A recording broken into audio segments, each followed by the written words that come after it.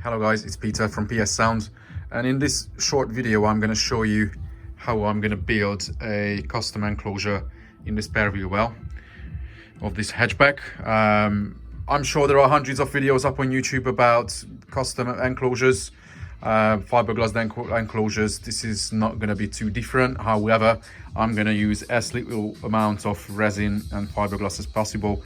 This is going to be built mainly from plywood, 3/4 of an inch plywood, heavily braced and doubled up at areas. So what's happening here right now, as you can see, I have a spirit level up there to determine that that's going to be the level with this. That's how far I can go with the box and the trim panels on the top. So I can't bring the box all the way till this level, because then the trim panels would add up and they would be higher than this. I want to keep it nice and flat, practical for every day. So now, if that's our level and it was measured with the spirit level, then I'm going to leave at least 40mm or like a bit more than 1.5 inch on the top of the sub box for the trim panels and everything else. And also, obviously, this is going to need a practical panel on the top, so anything can be loaded onto the sub box, luggages and everything. So it's going to be measured how high it can come. Then I'm going to make the sides from wood, that front section, the back as well, some of the bottom, but whatever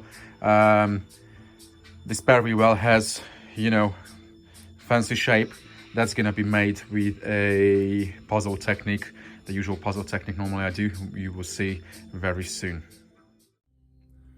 Alrighty, so this is a big step after the previous footage, but yeah, this is after roughly like 8-9 hours. As you can see, the main frame, the back, well, the front and the back are from 3/4 of an inch or 18mm plywood, as well as those sides.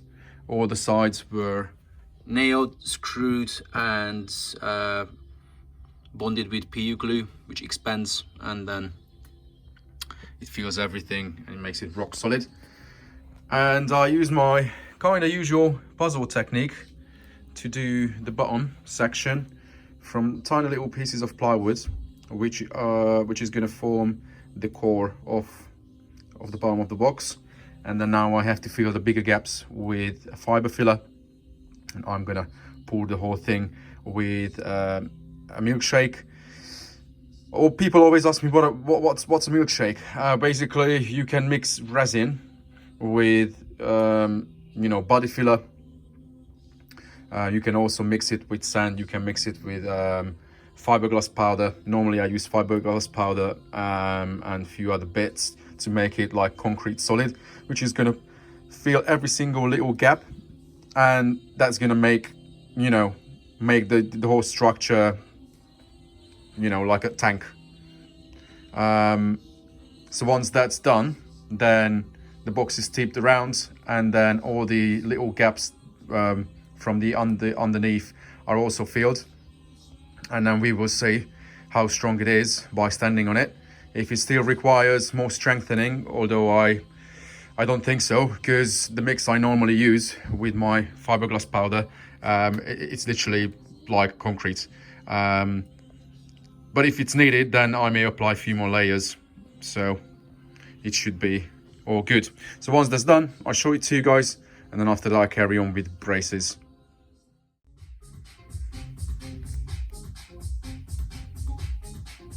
Alrighty, so as you see, this is it now with the layer in it.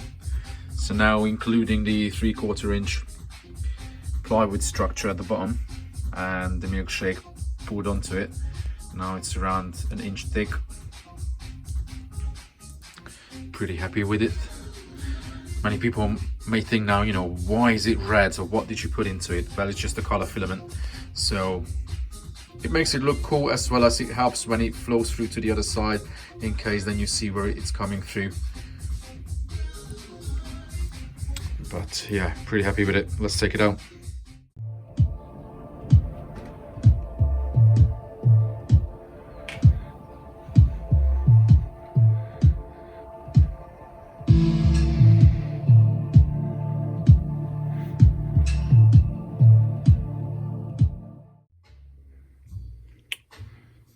the braces are in place now, making the wider walls stronger. I'm not going to put in any more bracing. I think this should be sufficient because the buffle on the top is going to be double layer, which is going to make all the edges all around super strong. That's the mounting point to the spare wheel well, the original OEM mounting point. And then once the whole box is done, then I'm going to make brackets to the side, each side. And also there's going to be a bracket similar to the battery rack. There's going to be a bracket to the box, so everything is going to be interlocked, mounted at several points. This is the state before putting the buffles in. Yeah, it's funny that I shared a few pictures, well, a single picture actually, on Instagram and Facebook, and then quite many people told me that, Pete, you should put a perspex on it and just, you know, put it on display because it looks so cool. It truly looks cool. The crazy thing is that, yes, it's right, I should put a perspex in. Having said that, I didn't plan that.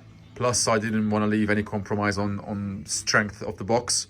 I want to glue this bitch together with the dual layer buffle with PU adhesive, just like all the edges I've done already. So it's going to be as strong as it ever can be. Yeah, I built many cars with perspex windows, and they are good. I can't fault them. However, it hasn't been tested, right?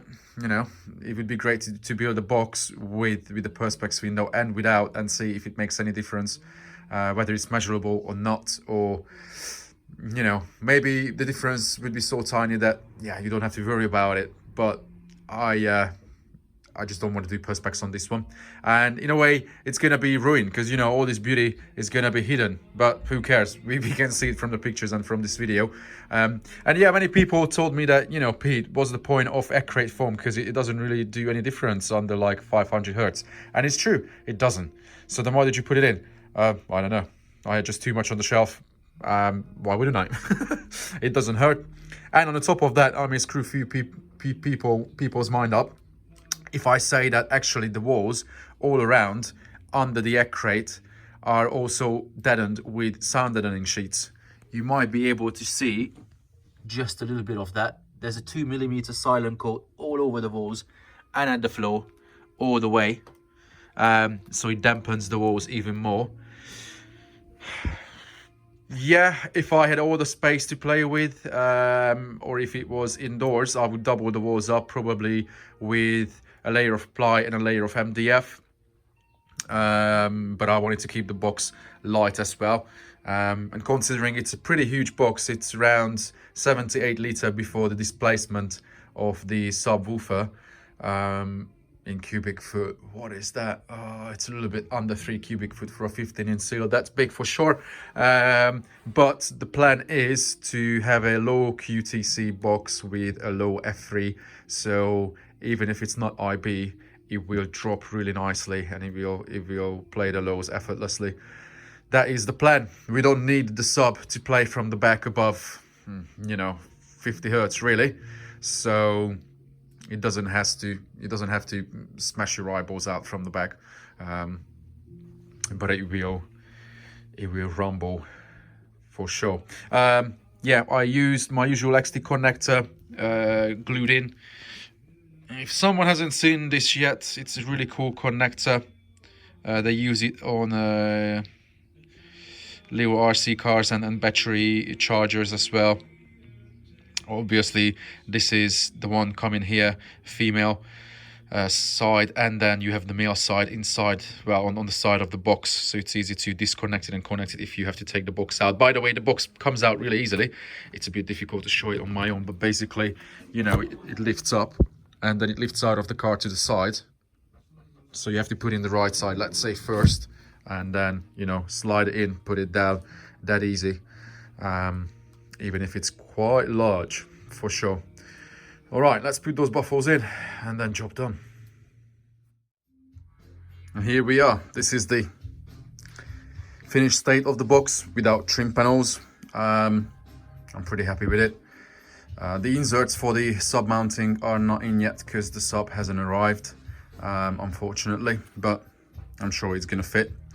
So the double baffle is in place now. It's all glued together.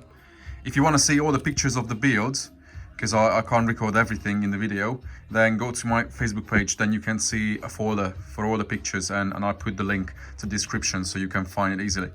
I also filled up all the screws, because I also screwed the two layers together, as well as, you know, screwed all the way to the brace.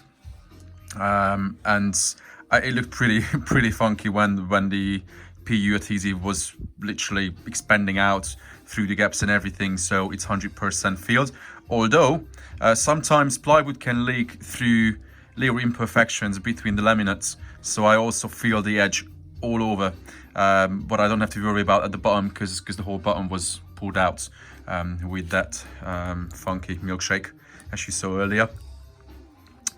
The box, as I mentioned, it's bolted in the middle to the OEM spare wheel hole. Then, come on lights. On each side, I've got a bracket which holds the box in place, as well as the amp rack is also attached to the sub box over there. Now it's pulled all the way together, but I'm gonna have carpet on the amp rack and on the sub box as well, separating them slightly, and then that will also stop any rattle, crackle and whatnot. When you have soft surfaces against each other, then it doesn't have a chance to vibrate. So that's where the battery is going to slide in. That's not bolted in yet, that's just in place to show it to you guys.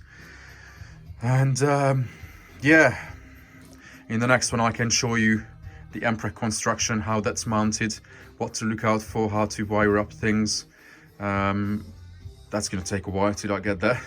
But that's the rough idea. The amps will be slightly raised, both of them, as well as the Zapco DSP is going to be in the middle, slightly angled. That's going to be the amplifier on that side. I'm sure I mentioned these things before. Why do I mention it now? Because that's going to be part of the amp rack video. So yeah, I probably leave it here for now. Let me know what you think, guys. Feel free to share the video and subscribe if you're not subscribed to the channel yet. And then hopefully I can deliver the next video very soon. Speak soon, guys. Take care.